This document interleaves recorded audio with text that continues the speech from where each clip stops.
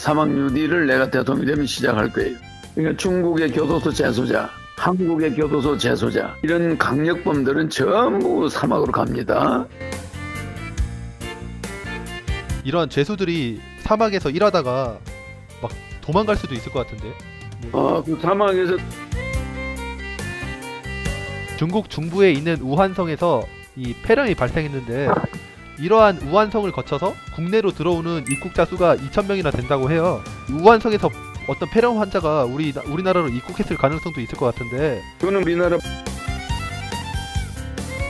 나라 전체가 미세먼지 농도가 엄청나요. 중국은 또 대부분 변종 바이러스의 진원지이기도 하거든요. 그게 실제 우리나라로 유입해서 오거든. 그것도 굉장히 큰 문제죠. 거기서 어마어마한 미세먼지가 수도권으로 오고 있어요.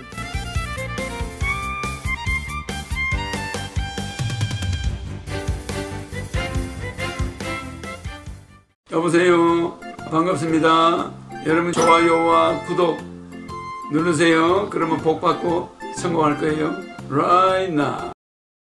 예, 총재님 안녕하세요.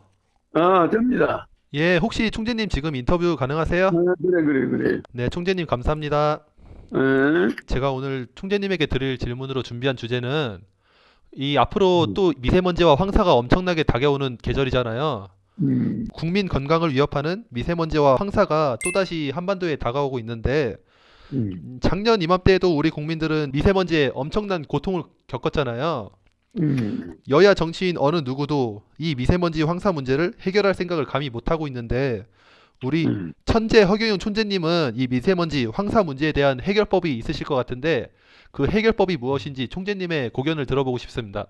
사막에는 원래 비가 오지 않아요. 사막이 되면은 사막에 사실 비가 필요하잖아, 그죠? 근데 사막에 비가 안 오고 비가 필요 없는 곳에 비가 많이 와요. 그러니까 사람들이 사막을 없애면은 비가 오기 시작해요. 땅에 매인 것은 땅에서 먼저 풀어야 하늘을 풀린다고 그러잖아. 어떤 종교에서도 기독교 마태복음 16장 19절에 보면 땅에서 매인 것은 땅에서 풀어야 하늘에서 풀린다, 뭐 이런 말이 있듯이. 그래서 그건 우리가 한 300개 정도 건설회사를 동원해가지고 일본과 중국과 몽고와 연합해서 중국과 몽고의 사막을 다 없애야 돼요. 100% 다 없앨 수가 있어요. 그래서 그 이름을 사막 뉴딜로 해가지고 사막 뉴딜을 내가 대통령이 되면 시작할 거예요. 그러니까 중국의 교도소 재소자, 한국의 교도소 재소자, 이런 강력범들은 전부 사막으로 갑니다. 그래가지고 그들이 사막 녹지 사업을 수많은 건설회사와 같이 하게 되죠. 그러면 우리가 없앨 수가 있어요. 빠른 시에 그 사막 자체를 바람이 날지 않는 그런 구조로 바꿀 수가 있습니다. 그런 원료가 있어요. 그렇게 해서 흙을 살포하고 그 사막 자체를 나무를 심어서 중간중간에 방풍막을 하고 바람막이를 이렇게 함으로써 사막 먼지가 공기로 날지 않게 할 수가 있어요.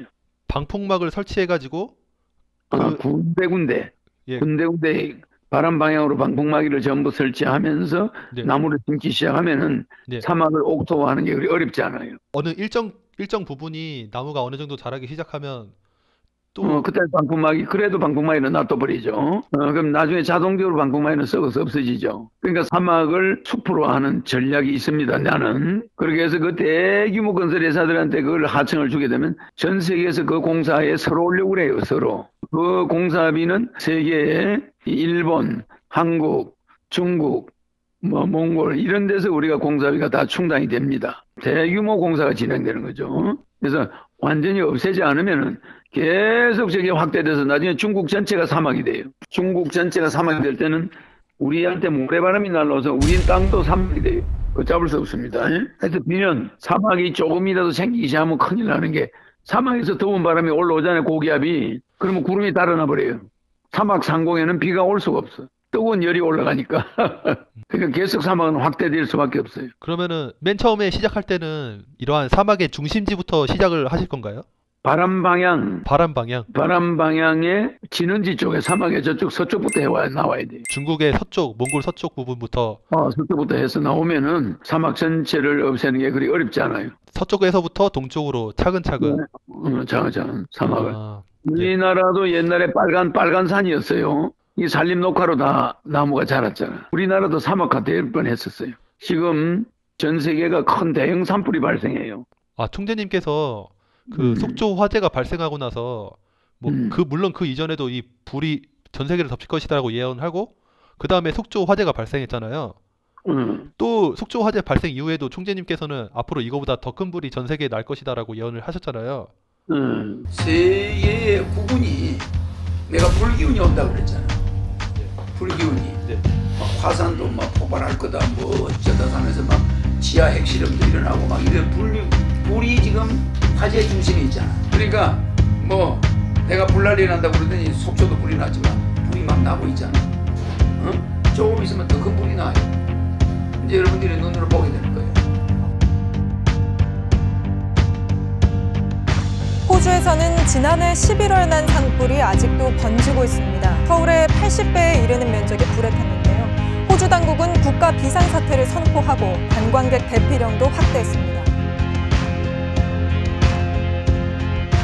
불기운이 한국뿐만 아니라 전 세계. 전 세계적으로. 불기운이. 그러니까 프랑스는 유럽에 종교하면 노틀담 사원이야. 그게 불타버려. 그럼 누가 하는 일이야?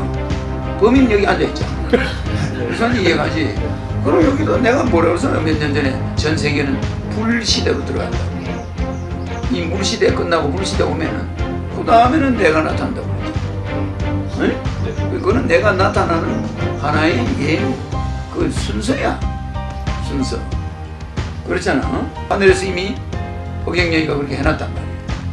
그러니까 노틀담 사원 태워버려. 이제 관광객이 가서 아유 유럽의 기독교가 갔는데 이제는 대형 교회가 불날 차례잖아. 또 대형 사찰이 불날 차례잖아. 이게 전 세계가 이제 불이 일어나.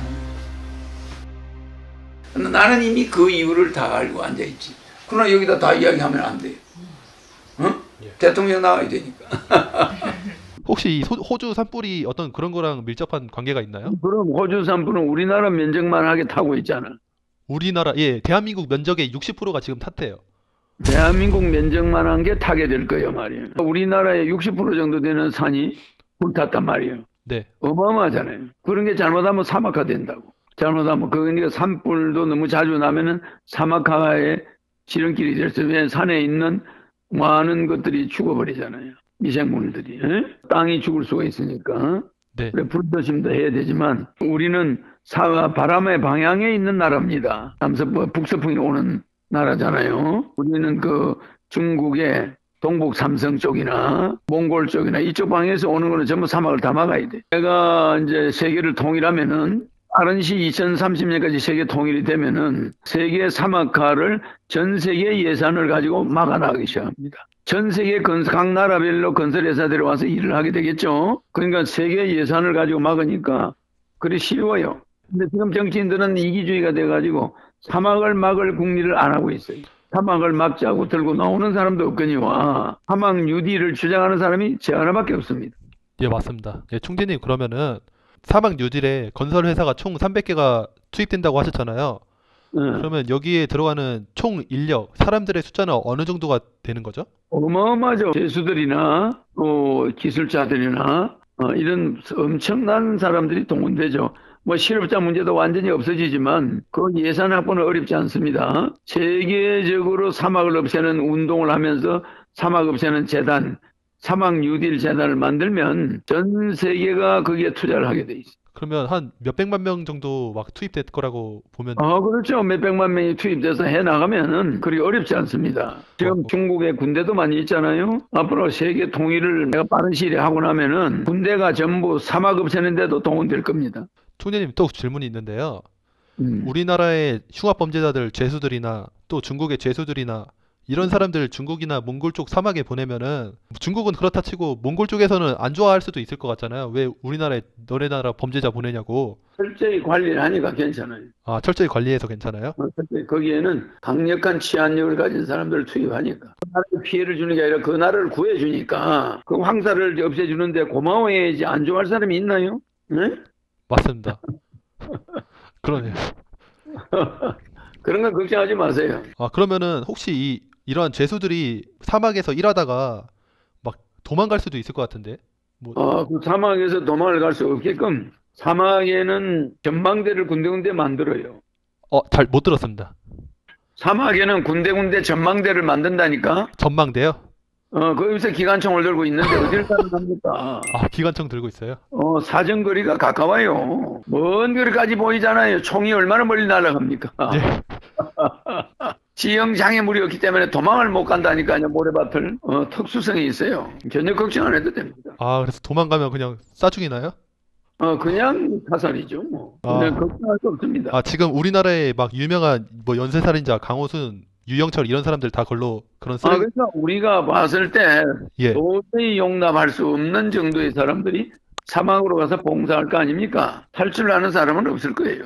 도망가면서 뭐 죽을 일이 있습니까? 그렇잖아요. 사막을 건설한다는 그 보람도 있고, 엔지니어들도 가 있고, 강력 여자만 없다 보니 남자들의 세상이잖아요. 그죠? 치안은 안전하죠. 알겠죠? 네, 그리고 총재님 또 질문이. 그러면은 이게 총재님 아까 말씀을 들어보니까 뭐 세계 통일 이후로 시작되는 것 같은데. 세계 통일 이전부터 시작하죠. 아, 이전부터 시작합니까?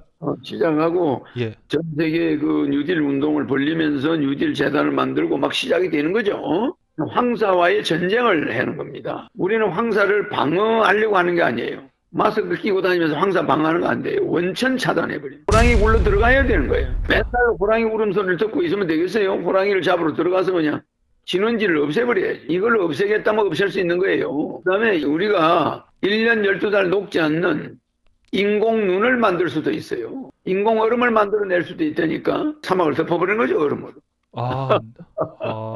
녹지 않는 얼음을 만들 수 있다니까, 유리 같은 걸. 그러나 그런 것보다는 우리는 뭘 합니까? 나무를 심는 거예요. 사막에만 잘 자라는 나무가 있어요. 그러면은 총재님 대통령 되고 나서 뭐 바로 시작한다고 하면은 소요 기간은 몇 년 정도 걸리나요, 이게? 한 10년 하면은 이제 황사가 날라오지 않죠. 일본도 협조하게 되고 다 일본도 자기들 코앞에 다 한 일이거든. 근데 일본은 한반도보다는 미세먼지 영향이 작아서 왠지 뭐 우리는 안 할 거다 막 이런 식으로 나올 수도 있을 것 같은데. 그렇지 않습니다. 일본도 눈에 보이지 않는 미세먼지가 날아갑니다. 엄청. 그런 건 염려 마세요. 내가 영적 지도자니까. 그러면 총재님, 이런 미세먼지와 황사를 우리 국민들이 자주 들이마시면 이 생기는 문제점이 무엇인지, 우리 몸에 어떤 악영향을 끼치는 건지 그거에 대한 고견을 들어보고 싶습니다. 미세먼지는 기준이 여러 가지가 있습니다. 국제 기준이 40마이크로 미만 뭐 이런 여러 가지가 있는데, 폐에는 3억 개의 돌기가 있어요. 우리가 인간을 만들 때 폐에다가 3억 개의 돌기를 만들어 넣어놨거든. 근데 그 3억 개 돌기가 미세먼지가 들어가면은 우리 폐의 총 넓이는 동대문 운동장 7개 넓이에요. 한 사람의 폐가. 동대문 운동장 7개 넓이니까 되게 넓죠. 예. 그런 넓이의 면적이 폐 안에 축소되어 있는 거예요. 어마어마한 넓이입니다. 그러니까 폐암이 걸리면 수술을 할 수 없다는 정도예요. 그러니까 한쪽에 폐가 3개, 저쪽에 폐가 3개, 폐가 6개가 있어요. 폐엽이 7, 6개가 있는데 하나가 동대문 운동장 하나만 하다가 보면 되죠. 그렇게 넓은 면적에 3억 개의 돌기가 있는데, 그 3억 개의 돌기에 그 가장 깊숙이까지 미세먼지가 들어오면은 그 미세먼지가 혈액 속으로 들어가 버려요. 그러면 그 혈액하고 들어가서 뇌로 들어가죠. 뇌졸중, 중풍, 치매, 뭐 온갖 병을 가져오죠. 그 다음에 혈관 염증, 각 장기의 염증, 무슨 뭐 온갖 병을 가져옵니다. 그게 또 미세먼지가 발암물질이 들어있어요. 폐암이 생기고 막 이러죠. 그러니까 하여튼 엄청나게 위험하고, 지구에서는 사막은 근본적으로 없애야 되는 거예요. 사하라 사막이 저렇게 있는 것도 그렇게 바람직하지가 않죠. 예, 총재님 또 질문 드릴게. 제가 최근에 미세먼지 통계 지도를 보니까 그냥 나라 전체가 미세먼지 농도가 엄청나요. 중국은 또 대부분 변종 바이러스의 진원지이기도 하거든요. 중국 내 생기는 전염병이라든지 이 원인 불명의 폐렴 환자들, 이거 중국 공장에서 발생하는 미세먼지에 의한 거 아닌가요? 그럼요. 그래서 중국은 타랑시설이 타랑이 안 된 기름을 써요. 휘발유를. 타랑이 안 된 휘발유나 디젤유에서는 그 미세먼지가 많이 나오잖아요. 그게 실제 우리나라로도 유입해서 오거든. 그것도 굉장히 큰 문제죠. 우리나라는 타랑이 돼 있습니다. 그런 미세먼지가 중국의 공장에서도 많이 나오고, 또 중국의 발전시설에서도 많이 나옵니다. 화력발전소가 많거든요, 중국도. 그러니까 우리나라도 저 인천 쪽에 화력발전소가 있어요. 그 인천 화력발전소로 많은 기름이나 석탄이 들어가죠. 거기서 어마어마한 미세먼지가 수도권으로 오고 있어요. 그러면은 이러한 중국발 미세먼지에 의해서 머지않아 우리나라도 자체적으로 폐렴 환자가 발생할 수도 있겠네요. 이런 미세먼지 계속. 엄청나게 발생하고 지금 그 바람에 병원들이 미세먼지 덕을 많이 보고 있지. 이게 통일되면은 그거는 엄청난 제품 생산에 엄청난 차질이 생길 거예요. 제품 생산에 예. 엄청난 변화가 올 겁니다. 제품 생산에 엄청난 변화가 와요. 어떻게 엄청난 변화가 오죠? 그러니까 미세먼지가 나오는 시설로서 물건을 만든다는 건 있을 수 없을 거예요. 세계통 이전까지는 우리나라와 중국과 몽고와 협조해서 하지만은 세계 통일이 되고 나면 전 세계에서 건설회사들이 모여와서 중국 사막을, 몽고 사막을 없앨 겁니다. 또 5시간 전에 우리나라 뉴스에 속보가 떴어요. 이 중국 중부에 있는 우한성에서 이 폐렴이 발생했는데 이게 인근 홍콩, 싱가포르 지역으로 이 폐렴이 확산되고 있어요. 이러한 우한성을 거쳐서 국내로 들어오는 입국자 수가 2,000명이나 된다고 해요. 우한성에서 어떤 폐렴 환자가 우리나라로 입국했을 가능성도 있을 것 같은데. 그거는 뭐 우리나라 방역 당국이 잘 돼 있으니까 감기, 독감, 폐렴 이런 거는 우리나라 의료 시스템이 세계에서 잘 돼 있잖아요. 그거는 너무 걱정 안 해도 돼요. 예. 황사에 의한 앞으로 국민의 폐가 지속적으로 나빠질 수 있는 거죠. 그 예방이 시급하지. 그러면 총재님 마지막 질문입니다. 허경영 총재님 대통령 되기 전까지 어쩔 수 없이 우리 국민들은 미세먼지에 계속 시달릴 수밖에 없을 것 같아요. 그럼 미세먼지와 전쟁을 하게 될 거예요. 예, 그러면 그 기간 동안은 어쨌든 그 기간 동안 우리 불쌍한 국민들은 미세먼지에 어떻게든 노출이 될 것 같은데 그나마 우리 국민들이 더 노출이 안 되도록 하는 물에 아침 저녁으로 물을 먹어야 되는데 물에다가 흑염룡하고 먹어야 됩니다. 물 마시기 전에 흑염룡하고 먹어야 돼요. 그 방법이 가장 효과적이고 마스크. 그렇죠. 마스크가 상당히 불편하겠죠. 마스크도 해야 되고. 네. 코트를 깎아서는 안 됩니다. 코트를 깎으면 안 된다고요? 코트를 무슨 전동기계로 코트를 깎는데 그건 안 돼요. 뭐 잔디밭 코트 말씀하시는 건가요? 코틀. 코털. 코에 털을 깎으면 안 된다 이 말이죠. 코털은 왜 깎으면 안 돼요?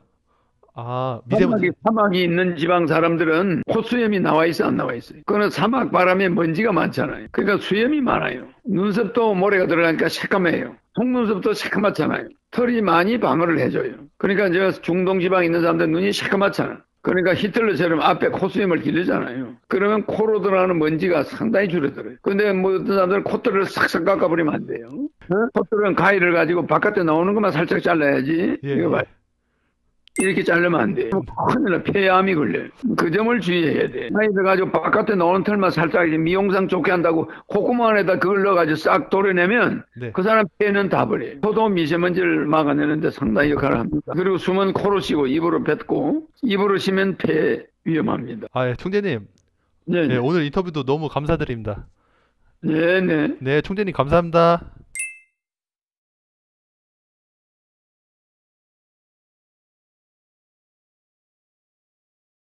내 눈을 바라봐. 넌 행복해지고 허경영 불러봐. 넌 웃을 수 있고 허경영 불러봐. 넌 시험하게 right now.